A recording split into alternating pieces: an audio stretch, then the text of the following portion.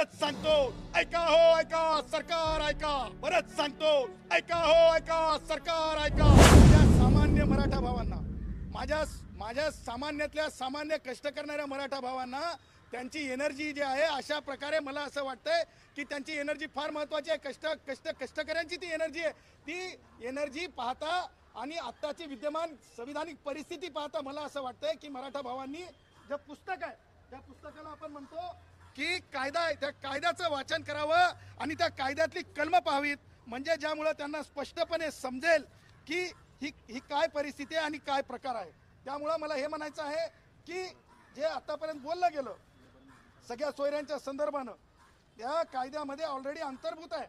आणि अंतर्भूत असल्यामुळं मला असं म्हणायचं आहे की ज्या गोष्टी अंतर्भूत आहेत त्या गोष्टींवर ज्या प्रकारे एनर्जी, ज्या प्रकारे आपण ज्याला म्हणतो की म्हणजे वेळेचा अपव्यय, ज्या प्रकारे मला म्हणायचं की मनुष्यबळाचं झालेलं नुकसान, ह्या सगळ्या गोष्टी फार महत्त्वाच्या आहेत. आणि म्हणून मला असं वाटतंय की कुणी सुद्धा या गोष्टीला विजय उत्सव वगैरे वगैरे वगैरे वगैरे, माझं हे म्हणणं आहे की आपण संविधानिक भूमिकेसाठी असतंय, आरक्षण जय पराजयाचं लक्षण नसतंय. आणि त्यामुळं जिथे पुस्तकाच्या ओळीवर हे सगळं चालत असतंय तिथे मला असं वाटतं की अशा प्रकारे दिशाभूल करणारी बाब असू शकते जरंगेंकडून. आणि मी 17 दिवस उपोषण केलेला माणूस आहे जेलमध्ये. मला माहिती आहे डॉक्टर जे असतात सरकारी असतात, खाजगी डॉक्टरांकडून तपासणी करून मी किती वीक झालो आहे मी कधी सांगितलेलं नाही. आणि मला माहिती आहे की उपोषणाच्या पत्रामध्ये जेव्हा तुम्ही लिहून देता की खाण्यापिण्याची व्यवस्था करून द्या, खजूर, आता मी तर खजूर खात नाही, दूध, मी तर दूध पित नाही. त्याच्यामुळे ह्या सगळ्या गोष्टी लक्षात घेता हे एक मी असं म्हणेल की वेगवेगळे म्हणजे स्टंट असतात, त्याच्यापैकीचा एक पॉलिटिकल स्टंट रोहित पवार असेल किंवा संजय राऊत असेल किंवा निखिल वागळेसारखे कोणत्याही पत्रामध्ये आज त्यांना नोकरी नसलेले लोक असतील, त्यांनी हे उभं केलेलं कुभांड होतं. आणि ते कुभांड कोणत्याही कायदेशीर प्रक्रियेला म्हणजे टिकणारं नाही आहे आणि ते टिकू शकत नाही. डंके की चोट पे मी सांगतो, कोणती बॅकडोर एंट्री असा प्रकार कायद्याच्या संहितेमध्ये नाही. आणि पुरेपूर मी तुमच्या एक गोष्ट आपल्या माध्यमातून आश्वासित करू इच्छितो की कायद्यामध्ये व्हॅलिडिटी नावाचा प्रकार आहे, कायद्यामध्ये 2000चा कायदा आहे.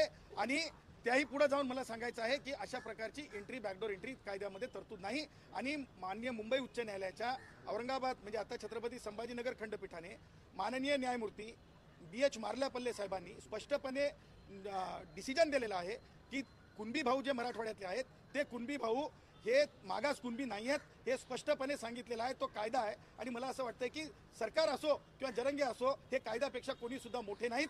त्याच्यामुळे डंके की चोट पे फक्त चर्चा होऊ शकते, अशा प्रकारच्या नोटिसेस दिल्या जाऊ शकतात, परंतु कोणत्याही प्रकारे कोणीही अधिकारी जे आहे अगोदर मार्ल्यापल्ले साहेबांची जजमेंट बघेल आणि त्याच्यानंतरच सर्टिफिकेट. मला सांगा, कालपासून जरंगे बोलत होता, काय बोलत होता की म्हणत होता की 37 लाख प्रमाणपत्र वाटण्यात आले. मला सांगा, तुम्ही 3700 प्रमाणपत्र सुद्धा दिले जाऊ शकत नाहीत. हे 37 लाख प्रमाणपत्र माननीय सर्वोच्च न्यायालयाचा जो पहिला निकाल लागला म्हणजे SEBC म्हणजे OBCच्या संदर्भात ते प्रमाणपत्र आहेत. त्याच्यामुळं दिशाभूल करून घेऊ नये. आणि अशा प्रकारच्या स्टंटबाज आंदोलकांना मला वाटतं की फार जास्त त्याच्यावर बोलून वेळ वाया घालण्याचं काही कारण नाही. जरंगे पाटलांचं ज्ञानच काय मला माहिती नाही. जरंगे पाटील कोणत्या लॉ कॉलेजमधून पास झालेले आहेत किंवा जरंगे पाटलांनी कोणत्या विषयात डॉक्टरेट केलेली आहे किंवा जरंगे पाटलांनी कोणती याचिका दाखल केलेली आहे. हा, मराठा समाजामधले अनेक विद्वान लोकही आहेत, त्यांनी म्हणलं तर वेगळी गोष्ट आहे. विनोद पाटील असतील किंवा दत्ताभाऊ पाथरीकर असतील, ही मोठी माणसं आहेत, त्यांनी म्हणलं एखाद्या वेळेस तर मी समजू शकतो. परंतु जरंगे काय म्हणताय याच्यावर तुम्ही पत्रकारांना म्हणजे काय म्हणतात ते TRP मिळू शकतंय, परंतु आमच्यासारखी कायद्याचं पुस्तक वाचणारी माणसं मात्र आमच्या मर्यादेत काम करणारी आहोत. अहो, ते ऑलरेडी अंतर्भूत आहे. ब्लड रिलेटिव्ह लिहिलेलं आहे. मी तुम्हालाच पर्टिक्युलरली आता वर दाखवलं की ब्लड रिलेटिव्हचा अर्थ काय, आजोबा कोण आहे, डिस्टंट रिलेटिव्ह आहे की ब्लड रिलेटिव्ह आहे, बाप कोण आहे, डिस्टंट रिलेटिव्ह आहे की ब्लड रिलेटिव्ह आहे, चुलत भाऊ कोण आहे, डिस्टंट रिलेटिव्ह आहे की ब्लड रिलेटिव्ह आहे. काही नवीन नाही, सगळं जुनंच आहे कायद्यातलं. त्याच्यामुळं हे जो कायद्याचा जो प्रकार आहे, ह्या कायद्याच्या प्रकाराला सूक्ष्मपणे अभ्यास केला पाहिजे. आणि मला असं वाटतं की याच्यामध्ये फार हुरळून कोणी जाण्याची गरज नाही. आणि माझ्या ओपनमधले भाऊ असतील ज्यांच्या जागा मी कमी होऊ देणार नाही, त्याचबरोबर OBCतले भाऊ असतील त्यांनी सुद्धा चिंता करण्याची गरज नाही. संविधानाचं पुस्तक आपल्या सोबत आहे, असं काही गैर होऊ दिला जाणार नाही. आणि सरकारचं दायित्व आहे की कोणत्याही परिस्थितीमध्ये काही गैर OBCसोबत असेल किंवा ब्राह्मणांपासून ते खुल्या वर्गातील सगळ्या गुणवंतांपर्यंत असेल, कुणासोबत सुद्धा गैर होणार नाही याची काळजी सुद्धा सरकारने घेणे आवश्यक आहे. नाही, मला एक सांगा, कोणती व्याख्या ब्लड रिलेटिव्ह आहे, ऑलरेडी ब्लड रिलेटिव्ह म्हणजे काय, तुमच्या चुलत भावाला जर प्रमाणपत्र पाहिजे असेल तर तुम्हाला अफिडेव्हिट देण्याची तरतूद आहे. ती तरतूदच आहे ना, कायद्यातच तरतूद आहे. तुम्हाला सांगतो खासरा पाणी असेल, तुम्हाला सांगतो ती ऑलरेडी तरतूद आहे. नवीन काय, मला नवीन फक्त दिसलं की एक गोष्ट तर मी म्हणजे खुल्या अंतकरणानं मान्य करतो आणि तुम्ही मान्य करायला पाहिजे आणि जरंग्यांनी मान्य केली पाहिजे की माननीय उच्च न्यायालयामध्ये कायदेशीर प्रक्रिया पूर्ण केल्याच्या नंतर जे प्रतिबंध घालण्यात येतात ते पाळावेच लागतात. नवी मुंबईत थांबावं लागतंय, मुंबईमध्ये येताना विचार करावा लागतं. ह्या सगळ्या गोष्टी ज्या आहेत कायदेशीर आहेत, संविधानिक आहेत. त्याच्यामुळं प्रत्येकाला कायद्याच्या चौकटीत राहावं लागेल, तो मग कोणी किती मोठा जरी असला तरी. मला सांगा, माननीय उच्च न्यायालयाच्या औरंगाबाद खंडपीठाने 226 या आर्टिकलच्या संविधानिक अधिकारामध्ये दिलेला निकाल आजच्या नोटीस सुपरसीड करू शकते का?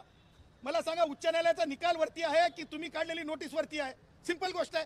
थोरात विरुद्ध महाराष्ट्र शासन त्या केसचं नाव आहे. माधुरी पाटील विरुद्ध कास्ट स्क्रुटिनी कमिटी ठाणे या केसचं नाव आहे. त्याच्यामध्ये दिलेले 10 डायरेक्शन्स आहेत, ते तुम्ही टाळू शकता का? कोणी टाळू शकत नाही. एकही प्रमाणपत्र त्या चुकीच्या पद्धतीने दिलं जाऊ शकत नाही. माधुरी पाटीलची जजमेंट ही कंकरंट आहे. आणि डॉक्टर जयश्री पाटील विरुद्ध महाराष्ट्र मुख्यमंत्री याच्यामध्ये काय काय लिहिलंय माहिती आहे तुम्हाला? मी काल 5 वाजेपर्यंत सकाळी अभ्यास करत होतो, सोमवारची तयारी करत होतो. सुक्रेंच्या बाबतीतला निर्णय असेल किंवा सुक्रेंचे घेतलेले निर्णय असतील ते उच्च न्यायालयात नेणे आणि आजची विद्यमान परिस्थिती उच्च न्यायालयात नेणे. त्याच्यात काय सांगितलेलं आहे? रिसेंट जजमेंट आहे 2023ची, त्याच्यामध्ये जयश्री पाटलांचा उल्लेख आलाय आणि त्या जजमेंटमध्ये स्पष्टपणे सांगण्यात आलेलं आहे की जे सत्ताधारी आहेत, परत सांगतो, ऐका हो ऐका, सरकार ऐका, परत सांगतो, त्या जयश्री पाटलांच्या जजमेंटमध्ये काय सांगितलंय व्यवस्थित वाचा. जयश्री पाटलांच्या जजमेंटमध्ये सांगितलंय ज्यांच्याकडे सत्ता आहे, ज्यांच्याकडे राजकीय पद आहेत, त्या समूहाच्या बाबतीमध्ये जे आहे आरक्षणाचा विचार, ज्यांच्याकडे मेजॉरिटी पद आहेत त्यांच्या बाबतीमध्ये करणं किती योग्य आणि किती अयोग्य हे स्पष्टपणे सांगितलेलं आहे. तेव्हा आजही तुम्ही बघा किती टक्के IAS अधिकारी आहेत, किती टक्के IPS अधिकारी आहेत, किती टक्के क्लास 1 ऑफिसर आहेत, किती टक्के जे आहेत मंत्रालयामध्ये विखे पाटलांसारखे मंत्री आहेत. त्याच्यामुळं सत्ता कोणती असो, विखे पाटील मंत्री असतात की नाही सांगा. त्याच्यामुळं सांगायचं तात्पर्य हे आहे की अशी व्यवस्था असताना इव्हन मागास जाहीर करता येत नाही, हे सुद्धा न्यायिक दृष्ट्या आर्टिकल 144 भारतीय संविधानाच्या नुसार कंकरंट फाइंडिंग आहे. कंकरंट डायरेक्शन म्हणण्यापेक्षा मी म्हणेल कायदा आहे आणि तो कायदा सरकारला मानावा लागेल. आणि सेवानिवृत्त न्यायमूर्ती सुक्रेंना मी परत सांगेल की त्यांनी जो रेफरन्स स्वीकारलेला आहे तो रेफरन्स त्यांनी सरकारला वापस पाठवावा अशी माझी त्यांना विनवणी आहे.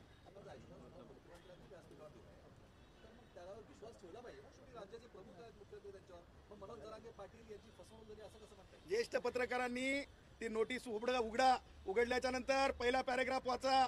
पहिल्या पॅरेग्राफमध्ये कोणत्या अधिकारांचा वापर करण्यात आलाय तो नंबर बघा. तो नंबर थेट अधिकारवाणी तुम्हाला नोटिफाय करण्याचे अधिकार देते, परंतु BH मार्लापल्ले सन्माननीय न्यायमूर्ती यांचा निकाल थोरातांच्या केसमधला नोटिफिकेशन काढू देऊ शकत नाही, कारण ते मर्यादा आहेत. अगोदर ती ऑर्डर चॅलेंज होऊन सेट असाइड जोपर्यंत होत नाही तोपर्यंत माझ्या मराठा भावांना मराठवाड्यातल्या कुणबी म्हणून, मागास कुणबी म्हणून प्रमाणपत्र देता येत नाहीत.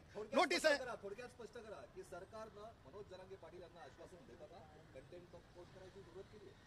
सगळ्यात अगोदर तर मला हे म्हणणं आहे की जरंगेंनी स्वतःच कंटेम्प्ट ऑफ कोर्ट केलेला आहे, कारण सर्वोच्च न्यायालयाचा निकाल असताना आणि एकूण फाइंडिंग्स कंकरंट असताना ज्या प्रकारे आंदोलन करून म्हणजे काल मला नवी मुंबईतूनही लोकांचे फोन आले, आपणही पाहिलं ज्या प्रकारे त्रास द्यायचा हेतू होता तो अशुद्ध हेतू होता. आणि क्लीन हँड जर असतील तरच कायदा सपोर्ट करते, क्लीन हँड नसतील तर कायदा सपोर्ट करत नाही. मागण्या मान्य झाल्या म्हणजे सरकार झुकलंय असं म्हणायचं का तुम्हाला? कोणत्या मागण्या मान्य झाल्यात? झुकण्याचा आणि म्हणजे विरोध करण्याचा आणि उभं राहण्याचा काय संबंध? गुलाल उधळलाय, जल्लोष केलाय त्यांनी. अहो मला एक सांगा, हे काय राजकारणाची निवडणूक होती का गुलाला उधळायला? आम्ही सर्वोच्च न्यायालयामध्ये जिंकलो, सामान्यातला सामान्य OBC सर्वोच्च न्यायालयामध्ये जिंकला, सामान्यातला सामान्य ब्राह्मण सर्वोच्च न्यायालयात जिंकला असं म्हणायचं का? नाही, ह्या संविधानिक भूमिका असतात, त्याला चुकीच्या पायंड्याने नेऊ नका, याला राजकीय स्वरूप देऊ नका, एवढंच माझं म्हणणं. भुजबळ साहेबांनी जे सांगितलंय की EWS पासून मराठा समाज वंचित होत आहे, जिथं 10% जागा स्पष्ट होत्या त्या जागांपासून मराठा समाज वंचित होत आहे, हे काही वेगळं सांगण्याची गरज नाही. आणि राहिला प्रश्न ओबीसी मधून मला सांगा प्रमाणपत्र कसे मिळणार? OBC मधून प्रमाणपत्र मिळणं हे दुर्लभ गोष्टी आहेत, कारण म्हणजे भुजबळ साहेबांनी थोरातांची जजमेंट जर वाचली तर एकही तहसीलदार, मला सांगा कोण तहसीलदार आहे आज? मला सांगा, जे जरंगेंच्या बाबतीमध्ये तुम्ही चॅनलवाल्यांनी मुलाखत घेतली विभागीय आयुक्त छत्रपती संभाजीनगर, 35व्या सेकंदला त्यांनी काय सांगितलं? परवाच्या दिवशी त्यांनी सांगितलं की 32,000 नोंदी. तुमच्या पत्रकारांनी विचारल्या काय ते 52 लाख, किती 52 नाही 54 लाख, त्याच्यावर त्यांनी काहीच बोलले नाही, कारण त्या ज्या नोंदी आहेत त्या एकूण जे महाराष्ट्रातले जे खरे म्हणजे मागास SEBC आहेत, कुणबी आहेत, त्यांच्या संदर्भातले आहेत. त्याच्यामुळं मला असं वाटतंय की राजकारण्यांनी राजकारण करावं, परंतु म्हणजे संविधानिक विषयाला घेऊन आणि खास करून म्हणजे याच्या बाबतीमध्ये आरक्षणाच्या बाबतीमध्ये गलिच्छ राजकारण करू नये. सगळ्यांची जिम्मेदारी आहे. माझ्या मराठा भावांनी सुखरूप आपल्या घरी जावं, कारण ते सुद्धा माझा श्वास आहेत. आणि हेच म्हणेल की ह्या पुढं पुस्तक वाचाल तर वाचाल, नाहीतर चुकीच्या मार्गानं एनर्जी, चुकीच्या मार्गानं वेळाचा अपव्यय, चुकीच्या मार्गानं स्वतःला त्रास करून घेणं आहे. या व्यतिरिक्त जरंगेच्या आंदोलनात फार जास्त आहे असं मला वाटत नाही.